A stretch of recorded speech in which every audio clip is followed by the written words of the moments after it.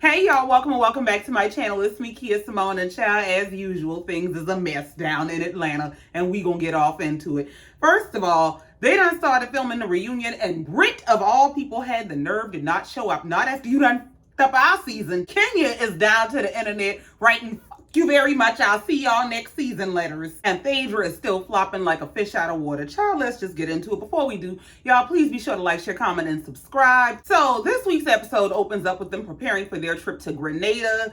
The ladies are coming together at Shamia's house to gather together a bunch of donations that they're going to be giving to the people of Grenada, because Grenada was, I believe, hit by a really bad storm and they needed a lot of stuff. And so the ladies were coming together to donate the things that the people needed. Shamia got half a garage full of stuff. Kelli pulls up with a truck full of donations. Child, why Brit pulled up with half a cardboard box of donations? It had maybe 3 packs of tissue, a roll of paper towels, a pack of noodles, or some shit. I buy more tissue for my damn house. This supposed to be a rich bitch? Shamia confused as hell. Shamia said, you got some more stuff coming? And she, oh yeah, I have this guy coming. He's gonna drop everything off. I just brought as much as I could carry. I know you lying. Shamia said, well, the people gonna be here in about an hour or so to pick the stuff up. So is he gonna be coming in the next hour? He ain't coming at all. The man don't exist. And this is exactly why she didn't show up to that damn reunion, because she's a liar. And she was gonna be clocked for every lie she has told since she set foot onto their set. Because speaking of lies, she done come down to the internet after she no call, no show on this job that she done got other people fired from, and claim that the pictures that Kenya showed at Kenya's event that was supposed to be Brit in a very compromising position, that those weren't even Brit in the picture. Like, girl, just, I'm sorry, you gonna have to pick a lie, pick a struggle, and stick to it. Either that was you and she went out of her way to humiliate you, and she brought up all of this stuff from when you were a very young woman doing questionable things, or it wasn't you. Like, pick a lie. She claimed she just made the decision to not come, and she was so traumatized by what Kenya did to her. How the fuck you traumatized when you claim it's not even you in the pictures? Furthermore, you weren't too traumatized to do Watch What Happens Live and to film after shows, and all of this, and all of that was done after Kenya had this whole expose for you. Like, this girl's so full of shit. Honestly, while I'm dragging Brit, it doesn't look like many of the other ladies had donations as sizable as Shamia's donation now. But they made sure to show us Cynthia's donations, and Cynthia said she went and walked up and down the aisles and picked her things herself. Yeah, she wanted to know exactly how much she's spending. Drew sent her donations by some assistant. Yeah, I brought a box of goodies that looked like 3 full bags. Like, but okay. And Porsha just tell you a whole different lie. Porsha said, I'm very philanthropic, so I just went ahead and sent a donation. Meaning I ain't shop for shit, I ain't buying shit. I might have sent a couple dollars. If y'all that interested, you go do the research your damn self. Speaking of Drew and Porsha, we move on to see Drew and Porsha going out to have tea and try to clear their issues, but they ain't cleared nothing but the damn table. It's a mess. The whole point of this conversation, this meeting, is supposed to be to clear the tension between Porsha and Drew as it relates to Dennis. And I'm going to tell you, it is exhausting. It is as exhausting as it is boring to watch Porsha make an issue with Drew. You just gonna make Drew your op. You gonna make her public enemy number one so that you can have a storyline. You can have somebody to beef with, because Porsha is not the kind of character that stands alone. Porsha is a supporting character. She's the fun friend. She's not the main character. She's just not. Porsha irritated me with this whole meeting because you could tell she came in with this whole intention to mean girl Drew into submission. First of all, she starts out talking in the confessional about Drew's hair, about that's not go naked hair. Girl, just stop being an ambassador for you last damn week. That absolutely is that bullshit you be selling. So they start this little meeting out with small talking about what they have going on. So Drew mentioned how she's gonna have this album release party coming up, and she mentioned to Porsha, she said, I don't know if you know, but I did sign my deal with Dennis. And Porsha is saying in the confessional that with everything going on in her life, on a scale of 1 to 10, this whole Drew and Dennis thing is a 2. You're the person who made it a 10. You're the person who showed up late to your best friend's party and then made the party about confronting Drew about whether she's sitting on your baby daddy hot dog. Like, girl, you not gonna be picking fights, throwing stones, hiding your hands, and then playing like everybody else is crazy. Like everybody else is starting shit with you. Like it's minuscule to me. It's minute. That is not even on my radar of things to care about. I don't give a damn about Dennis and Drew. When you just turned somebody's party the out, when you was just in bathrooms crying and why can't he ever just choose me and Pilar? Like that was you. And now it's a two. Girl, go to hell. No, what done happened is Dennis done got in your ear, told you what you wanted to hear. He done flipped you up and rubbed you down. And now you think you got your baby daddy back wrapped around your finger. And so now Drew is nothing to worry about. Like, girl, please. So now, since this is a 2 on the grand scale of things,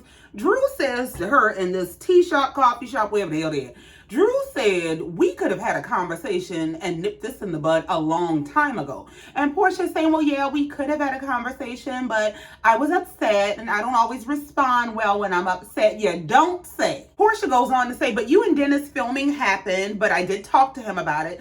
And he said y'all were just promoting your music and he wanted to take the opportunity to clear his name in regard to, you know, the rumors that were out there about you and him. Drew is looking at her like, bitch, what? Porsha said, I mean, it's not like a what. I mean, it was out there. You put it out there. How the hell do you create the rumor, circulate the rumor, have your own feelings hurt by the rumor you created, and then come back and say, well, I talked to him and he said that he wanted to clear his name from the lie you told, bitch. And Drew said, I mean, yeah, it is a what, because when I hear it even now, it still makes me uncomfortable because that's nothing along the lines of what was going on. And my thing is, nobody is here to entertain your insecurities in regard to your baby daddy. If you feel like your baby daddy is slinging that dong all over the damn place, don't come harassing other people about that. Now, if you still letting him sling it your way and he's slinging it to everybody else and that's your problem, you need to go address that with him. But making everybody else public enemy number one because your baby daddy keeps his rotation wide open, you got to be out your natural motherfucking mind. So now, before Porsha can get good and settled in her delusions,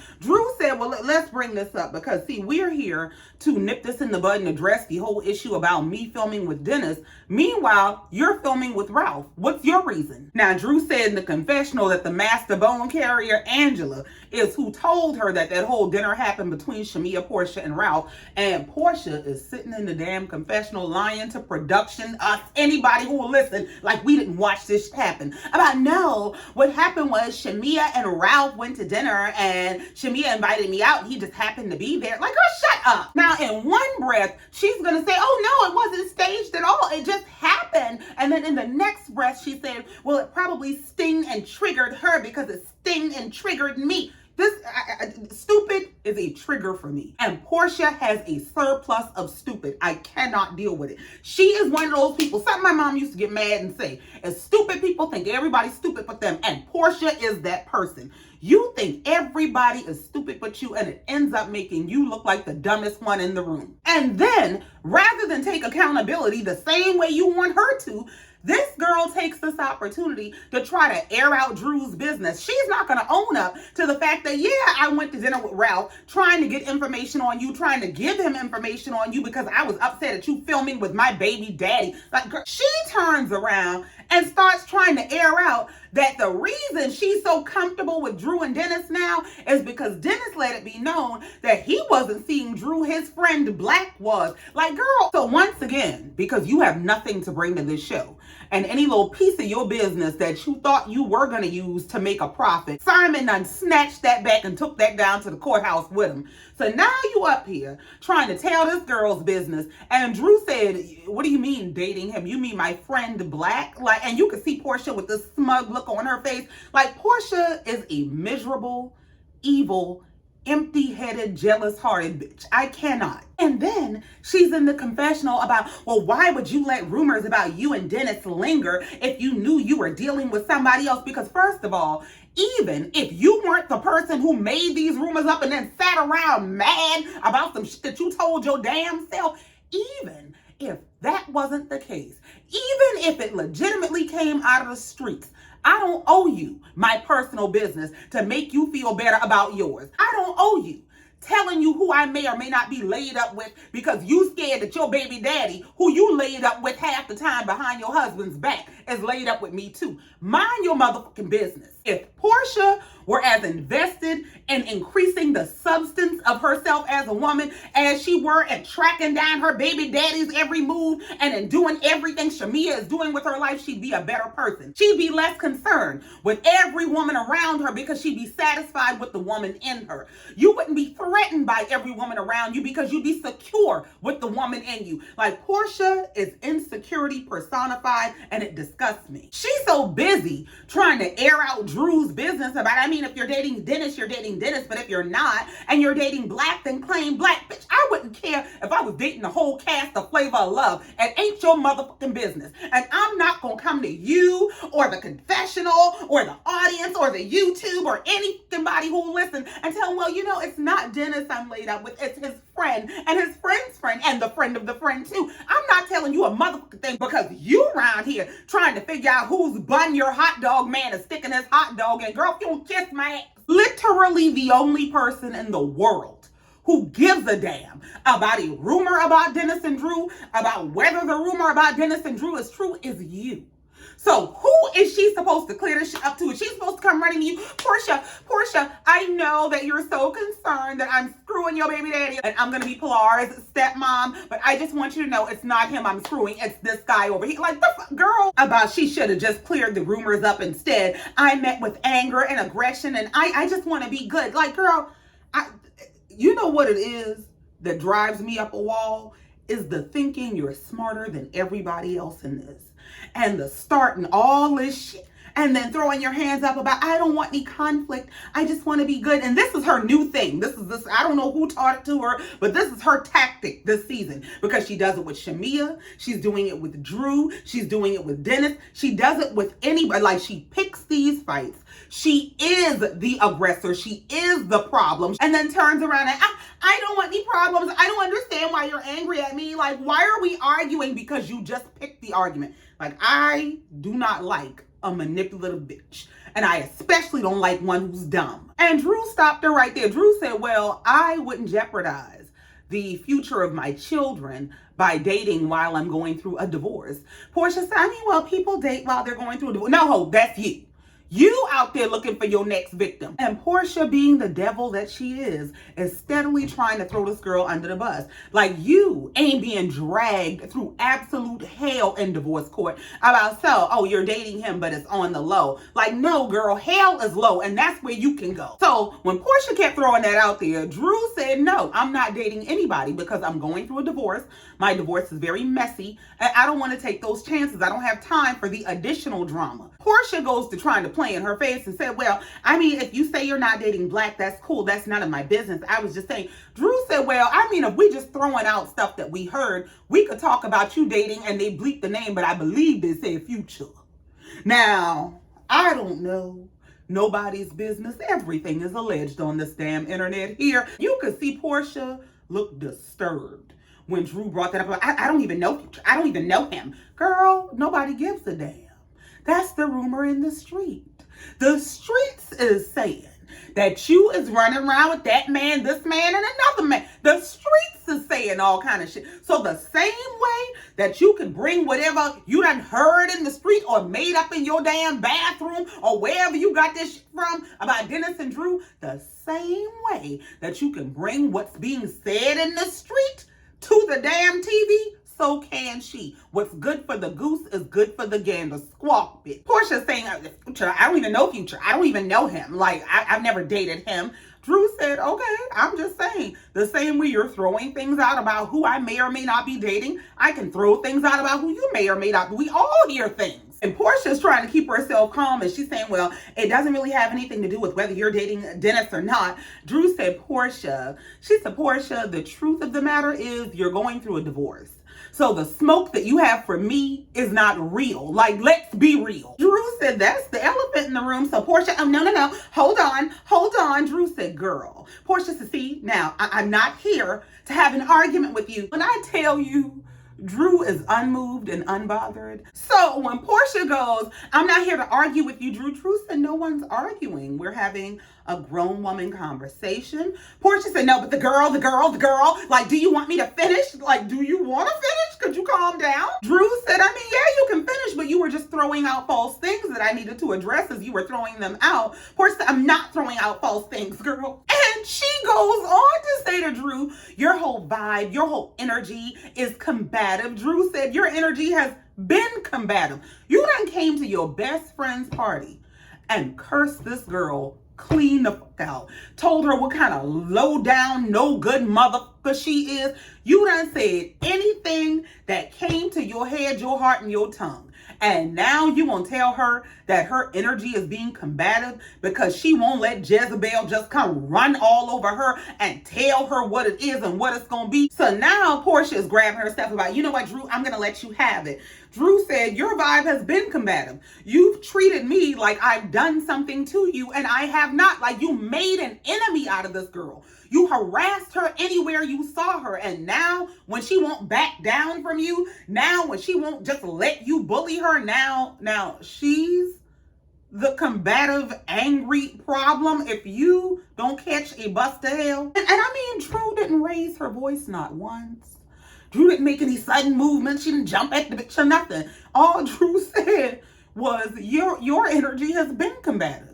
You've treated me like I've done something to you when I've not done anything to you. And Porsha, you know what? You can have it. She gets up and she's walking out. She said, oh, I guess you're leaving. Oh, okay. So, child, as Porsha goes stomping out the door, Drew is saying, yeah, just go ahead, walk away, do what you do best because you cannot handle the truth. Now I see why Simon is leaving you. Now I see why Shamia wants to get away from you. Well, damn. As Porsha is leaving, they're showing her in the confessional talking about how this was supposed to be about Drew and herself having a conversation eye to eye and clearing the air, whatever. But how is she, as a woman going through a divorce, trying to poke me about going through a divorce? She's not trying to poke you about it, you dumb. What she's saying is you're deflecting from the truth of what's going on in your life. The point is, focus on your own problems. Sweep around your own door before you come beating on mine trying to ask if your baby daddy around here. So we move on. We see all of the ladies at home packing and preparing for their trip to Grenada, and we see Kelli at home with her daughters. She's informing them that while she's gone on this trip, she's going to miss their first day of school. And the only reason I find that to be interesting is because on this internet, Porsha done gone and retweeted something somebody else tweeted about Kelli needing to mind her business because she around here missing her kid's first day of school. Like, first of all, we're not going to play this game. Like, Kelli was just being a frivolous mom who was out partying and vacationing, and she missed a milestone for her children. Like, the reality is, this is their job. This is their job. And she was on a trip with her job and informed her children that I'm going to be gone for work, and so I'm going to miss your first day of school. Now, yes, that is an important day. It's an important milestone and all that. But this woman is also going through a divorce. She's becoming a single mother. And I don't know what her support system looks like. But what we do know, especially as a single mama, she got to go to damn work. This is her job. So cut the bullshit about she out here missing her kid's first day of school like she just out turned on her neck at the club and won't come home. The girl is trying to make a check to pay for her damn divorce, keep her kids, and keep that man who wants her stoned at town center off her ass. Like, please. Now, because they're discussing this, and this is part of Kelli's scene, they get into the whole co-parenting situation, and she's saying how she's going to have her publicist take them to their first day of school, and basically they view him as an uncle.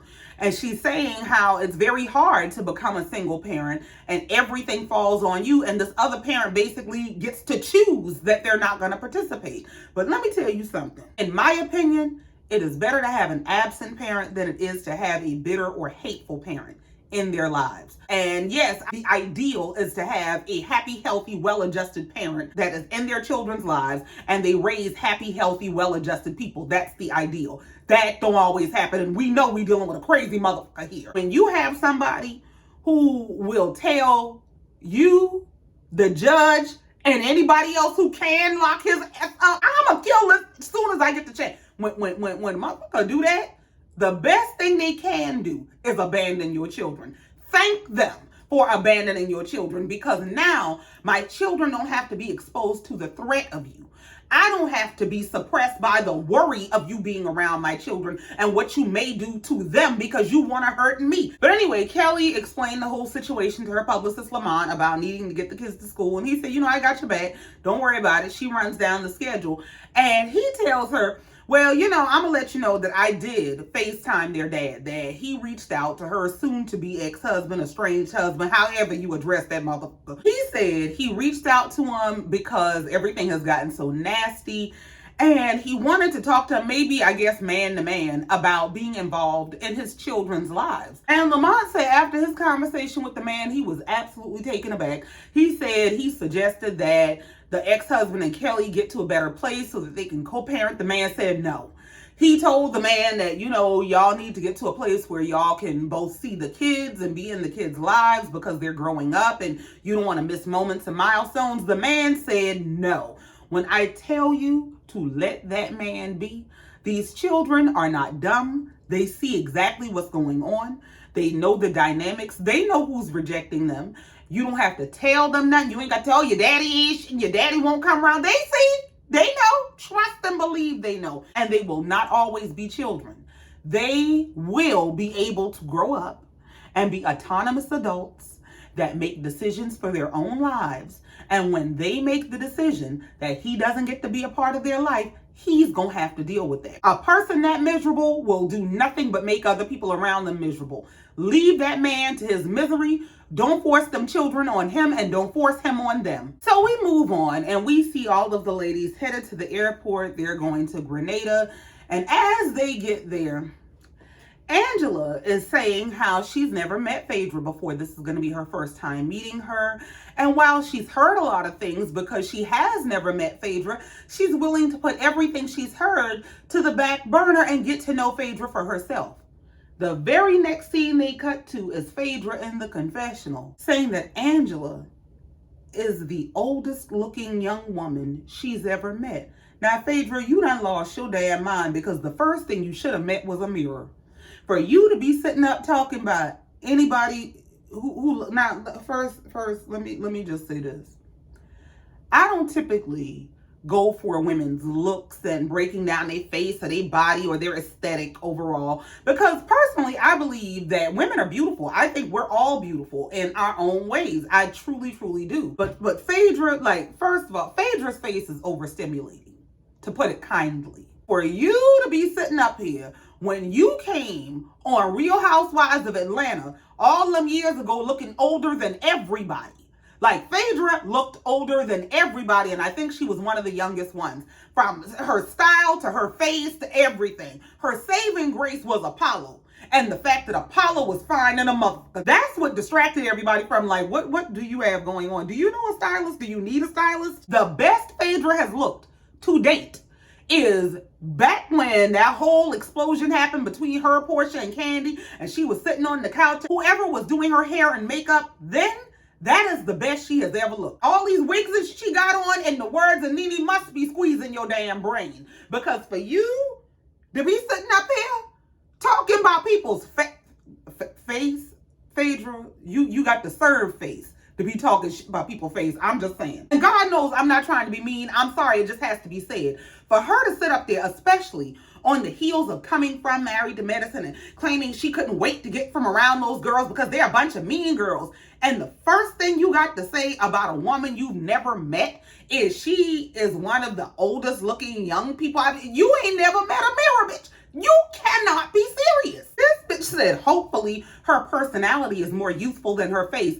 Phaedra, my God. Now, Angela might have a questionable nose job. That it is what it is.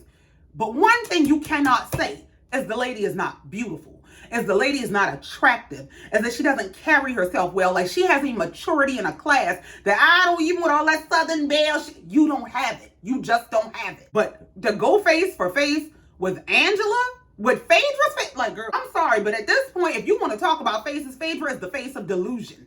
To think that you are the qualified party to sit up and be a mean girl about who's pretty or not. If you're going to be a mean girl, you have to be approved for the sector of mean girl that you choose to serve in. And faces is not it. Phaedra to go watch the scene of her saying that shit. I want Phaedra to look at the faces she's making in that scene. And I just want to know if she still thinks she qualified to say that dumb shit. So the ladies board their flight. They get to Grenada. When they get there, Shamia's bags are lost. And that is so triggering to me. Like, I'm so traumatized by the idea of them people losing your bags that I've gotten to a point of trying to pack everything into carry-on. If it can't go on the flight with me, I can't take it. Because you mean to tell me y'all got these billion-dollar airlines that can't keep up with bags in the days of air tags? Like, please. So now, as they're all headed to wherever they're going to be staying, hotel, resort, Airbnb, shit, I don't know. They stay in some damn where. As they headed to the place, Phaedra is in one of the vehicles asking the ladies to fill her in on what's the beef. Where's the beef in the group? That is a big red flag that you don't even belong here. It would be one thing if you still maintain some sort of a friendship, which is, I guess, how they reintroduced her to Married to Medicine, as they were saying she friends with somebody in the group, and that's how they brought her in.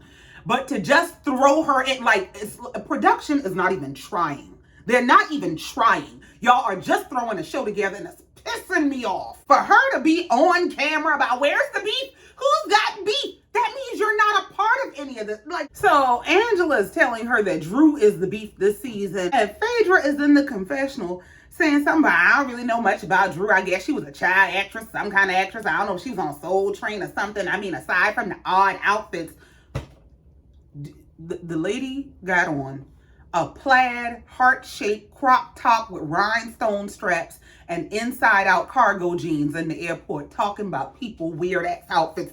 Aside from Drew's odd outfits, like, girl, do you see the shit you be putting on? But aside from her odd outfits, her vibe is interesting. Yeah, it's the church hoe vibe. It's the same vibe you left behind that she picked up. Now, they make it to their destination in Grenada. They're all sitting around and doing their assigning of rooms. And I just wanted to point out, do y'all notice that in that scene and in many scenes in this season, Angela will pop up with no makeup on? She is in this scene barefaced. Now, have we ever seen Phaedra barefaced?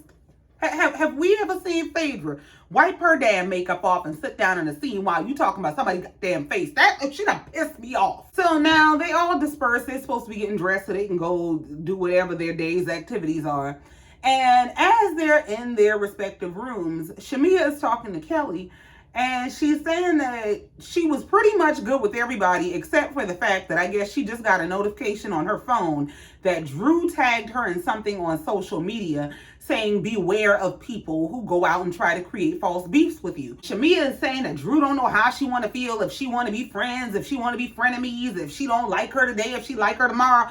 But my thing is, you're pretending that you didn't go on the radio and make your interview, your promotional spot about her. She's saying that Drew is out here trying to pretend like we don't have no beef, but that's not true because every chance you get, you out here calling me a lapdog. Like, girl, like, you not that mad about no motherfucking hearsay about so-and-so told you, she said, especially not when you call yourself being back friends with Phaedra, and wasn't Phaedra the person who coined the phrase? Wasn't Phaedra the person who called her a lapdog first and foremost? So they go to dinner, and at the dinner, Kelli decides that she wants to take this opportunity to address any issues between the ladies, and she starts with Shamia and Drew, and says that she wants to clear this whole beef that they have. So Drew says, well, yeah, I would like to clear the air if there's an issue between us. And Shamia said, well, I attempted to clear the air at Brit's event, that event where they ain't wanted to feed no damn body and she still owe everybody a bunch of money. She said, I tried to clear the air there, but you stood 10 toes down on calling me a lapdog. She said, and then you posted that we have this imaginary beef, but if you call me a lapdog, girl, we got beef. Drew said, well, hold on.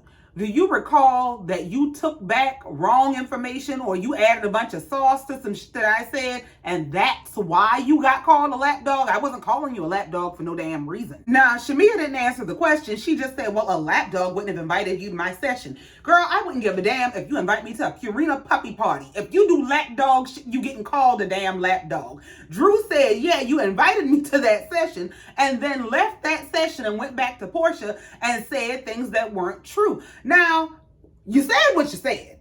Now, whether Shamea went back and added sauce to it is the question.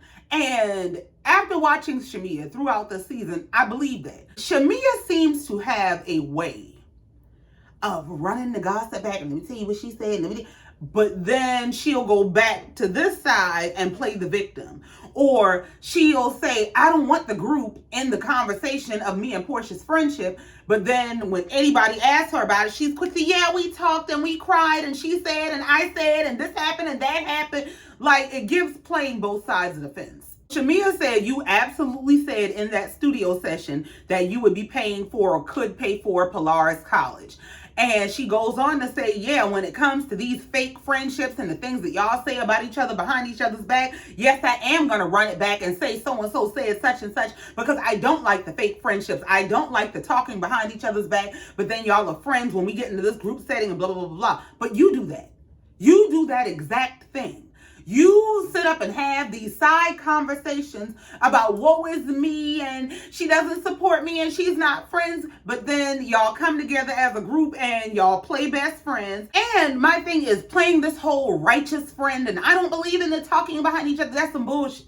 Because you knew that there was an issue between Drew and Porsha when you invited Drew to that studio session. You invited her to be able to do Porsha's dirty with some lapdog shit. You invited her to be able to get into the issue of Drew and Dennis and really find out what's going on. You ran back what Drew had to say because you were serving Porsha. Like, it really is some bullshit to me. So in response to what Shamea said, Drew said, well, all I'm going to say is a hit dog gonna holler. Shamea said, you know what? I'm not dealing with nobody who's going to call me a damn dog. And I'm just wondering, at what point are y'all going to drag Phaedra into this conversation? Because Phaedra is where that whole insult originated from. And she is sitting there watching this shit like a tennis match when you supposedly now are friends with her. You friends with Porsha, who won't be friends with you on TV. And you got an issue with the one person who ain't really did nothing to you. It's giving y'all think Drew is the weak link. And you think Drew is an easy target. And because you're not strong enough, or you feel like maybe Porsha is too strong for you to stand up to Porsha, or for you to stand up to Phaedra, you all of a sudden have all the smoke for the one who you think it is easy to stand up against. So Drew cleared the air one final time about the whole PJ comment, and she said what the comment was alluding to is the fact that Dennis has said that he feels like the music was a blessing and that it would be an opportunity or a way for him to provide for his daughter. And I think that it's a blessing too. That's all I was saying. And Angela steps in to say to Shamea, well, we do take offense to the fact that we will have private conversations with you, and then you take those private conversations and you run them back. Well, Phaedra finds her spot and she jumps in and said, but here's the question. Did you really think that you were having a private conversation with her about her best friend? Or she said, exactly, like, y'all really think she gonna confide in y'all about me? Angela said, hold on, girl. Ain't nobody trying to pry into your friendship. She said, let's be very clear. We're not digging for details on your friendship with Shamea. She said, these are grievances that Shamea has with you that she is relaying to us. We didn't get this shit out of thin air. So now Shamea is going to play dumb and she's going to throw Angela under the bus. And she will tell me the grievances that I've aired to you. Girl, ma'am, half the season has been based on the grievances that you discussed with them. Now, Shamea is going to basically say that it's not that she came and she was volunteering all these grievances. She's saying essentially that they will ask her certain questions that will prompt her to explain what her grievances are. Like, girl, either way, you have the same way that you can open your mouth and you can answer them if they're asking or prompting and say, well, this is what's going on. You can open your mouth and say, well, you know, Porsha and I have been friends for a long time. And in any relationship, you're going to have your ups and downs. And she and I have our ups and downs. Now, because we are such close friends and we've been friends for such a very long time, I don't want anybody to misconstrue any of the issues that are going on between us. So I'd rather keep it between us. And I think she and I can work our issues out. And if we can't, then we'll involve whatever parties we need to. But I don't really want to talk about it because I know that things get lost in translation. And I don't want the wrong thing to get to the wrong person. And then we got a bigger problem than we had. That's all it takes. So when Shamia said, well, Porsha and I have had a conversation, but y'all are making it seem like I come to y'all just airing out these grievances, when in honesty, it's usually in response to something somebody has asked me or said to me. Porsha speaks up and says, well, y'all can ask the question rather than assume, but I just found it strange that everybody seemed to be going to Shamia, asking Shamia about our friendship and her position on our friendship, and nobody was asking me. So Kelli said, well, here's the perfect opportunity. Would you like to tell us about your friendship? Kelli said, so do you feel like you've been a good friend to Shamia? Porsha said, I've had a conversation with Shamia and we're good. Kelli said, hold on now, because you just said no one was asking you and we should ask you, so we're asking you. Porsha said, no, I was saying like prior to she and I having a conversation. We've had that conversation, so no, I don't really want to talk about you full of shit. Shamia is in the confessional saying, in the past, I've always felt like I was out on a lonely island defending our friendship. So to hear Porsha tell them we're good and defend our friendship, it made me feel really good. This is the moment I knew Shamia has low self-esteem. I don't care what her lifestyle looks like.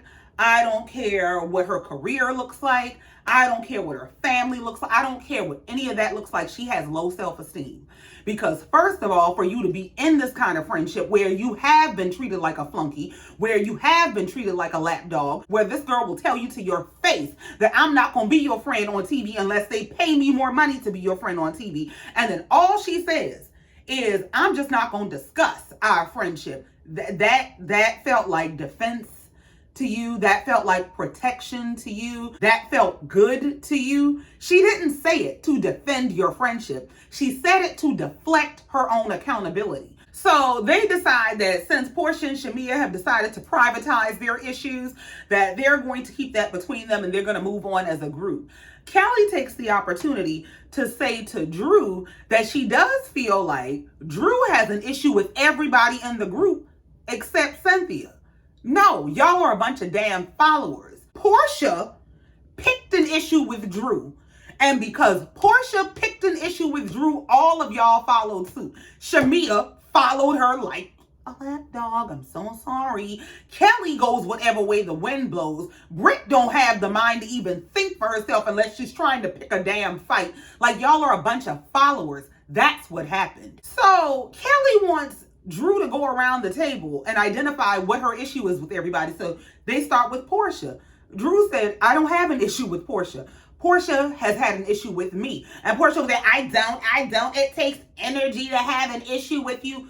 Girl, this is a dumb bitch. Do you recall that you were on camera at somebody's party cursing this damn girl out about your damn baby daddy who you ain't never had on a leash? She did end up saying, I know that I didn't handle it the best way at Shamia's event, so I decided to give myself some time. Drew said, well, thank you for that. Thank you for at least acknowledging that, because I've never heard you say that. And all the ladies start clapping, but yes, let's acknowledge. Y'all are a bunch of ass kissers. Now, Porsha goes on to say that she doesn't have any huge expectations of a friendship with Drew. She said, and I was telling you that day when you brought up that I was dating Future. And so, I'm assuming they said Future because they bleeped it out. But Drew said, well, I said that because you said I was dating Black. Porsha gets upset and said, well, the whole reason I brought up Black was because you said you were trying to clear up the narrative of you and Dennis sleeping together.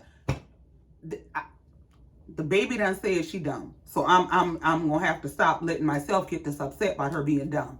But what does saying that I may or may not be sleeping with this person have to do with clearing up the narrative about sleeping with that person? People sleep with multiple people at a time. So one has nothing to do with the other. You're full of shit. You wanted to expose and embarrass her. All your business is out there, and you wanted to embarrass her. Why, if you make up a lie on somebody, do you think that they now owe the entire world all their business? I got to come tell my business because you made some shit up because you can't keep a damn man. Like, girl, you would think Porsha got a baby with Michael Jackson. The way she act like her baby daddy is just a hot commodity and everybody got to have him. And if you weren't sleeping with my baby daddy, you should have just told the entire world who you are sleeping with so nobody would think that you on my baby daddy. Don't nobody want him but you. Porsha is saying, why wouldn't you just put it out there that you were dating Black?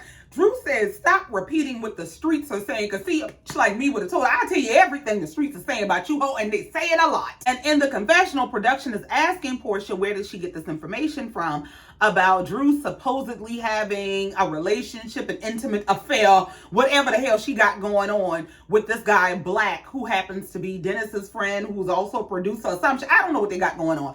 This girl said, Dennis told me, oops, was I not supposed to say that? Can y'all cut that out? Can you cut the bullshit? Then Drew goes on to explain to Porsha that if you could come to Shamia's party and be emotional about the idea of me and Dennis filming together, then you don't have the right to tell me that I can't be emotional when we sat down for tea.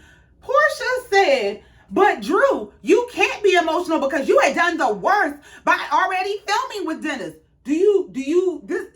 First of all, I just want to say that this is going to shut down all of the Porsha defenders who like to say, well, Porsha wasn't even friends with that girl. She didn't take nobody, man. She didn't do nothing wrong. Well, if filming with somebody is a cardinal sin, if that is the worst you can do, Porsha went in them people's house. She befriended that lady, sat in that lady's house, sat in that lady's pool, filmed multiple scenes with that woman, fist bumped that woman's husband, and is now going through a divorce with the man that she met through this lady who was her co-star on this show since they were never friends.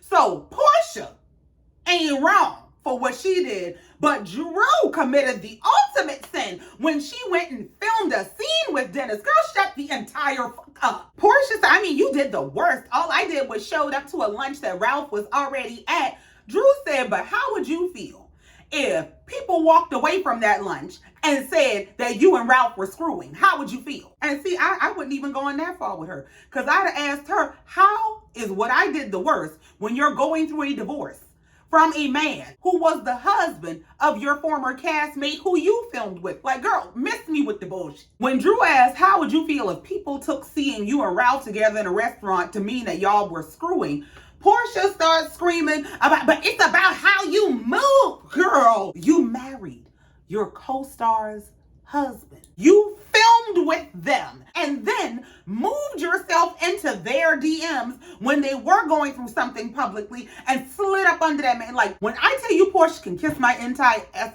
with this whole double standard that she lives by and that they allow her to uphold, this is some bullshit. And speaking of double standards and that reunion that Brit skipped out on, I hope that Andy is gonna hold Porsha's feet to the fire like he likes to hold anybody else's. Remember when Nene was on the show and when Nene would not want to be bothered with asking questions, Andy used to run her down about, well, you're on a show about such, and yes, you do need to tell us, and yes, you do need to answer. But he will let Porsha get away with any damn thing. Do your damn job. I hope that he shows up with the same standard of accountability for Porsha that he's had for other housewives that he seems to have friction with in the past. Because it seems like if he like it, he'll let you skate and not have to answer certain questions or hold you accountable to your lack of storyline or the lies that you've told all season. But as soon as he calls himself having you up under his skin, now he want to hold your feet to the fire. No, grab her ankles and put them to the fire too. Now, Kelli speaks up to shut down the whole argument, and she said, I think we can all agree that it doesn't feel good to work with a baby daddy or a husband. Now, Porsha's so busy trying to make sure the shade don't catch her. She said, no, that it doesn't feel good to film with a baby daddy or a husband on this show. Bitch, you still not escaping your own accountability. So Drew spoke up to say, I can assure you that nothing inappropriate has happened between me and Dennis. She said, now I could have texted you and let you know that I was working with Dennis. That was a misstep on my part. But Dennis told me that he had already gotten your blessing. And Porsha over there, well, he lied, baby. Well, ain't that his pattern, dummy?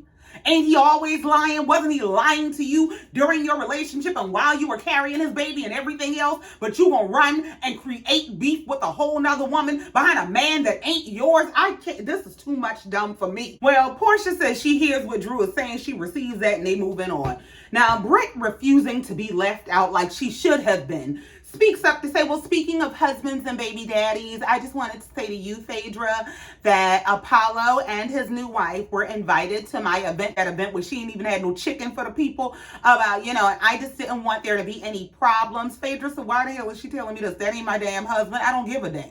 Everybody looking at her like she's stupid. Shamia is in the confessional saying, Brit, read the room. Don't nobody give a damn about what you talk about. Do you see anybody else talk about that dumb shit? When I tell you this whole season is just thrown together, I thought it was in this episode, but I guess it was in the last episode, where they were talking about them having some group chat and Brit being upset because Porsha didn't acknowledge her in the group chat, and Porsha asked, like, who is this, when she texted something to the group chat and said, Porsha, I'm talking to you. And Porsha said in her explanation that they were, I guess, discussing the upcoming season in the group chat when they all got put together once they determined who all was going to be on the show. And Porsha was saying she didn't recognize half of the phone numbers in the group chat.